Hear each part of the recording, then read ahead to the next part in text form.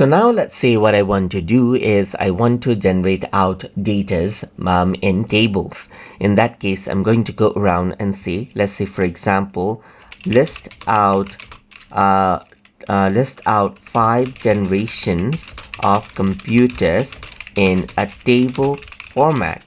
Just like this. So if I were to go around and do that, what happens is that it utilizes the table format right here, just like this. And now you can see that it generated out the information in tables. Like this is what you have. It says 5 generation of computers, generation 1st to 5th right here. There's the time period, as you can see right here, main technology characteristics and examples, as you can see right here, just like this. So you can go around over here and say add SN in table title as well, just like this. So if I were to go around and do that, then what happens is that it simply goes around and adds in the symbol number as well. So you can see that it is loading right here, just like this.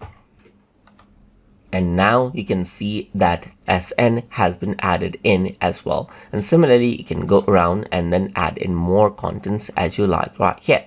So that is how you can go around and then add in add in prompts to generate tables inside of Google Gemini. So hope you guys learned something as always.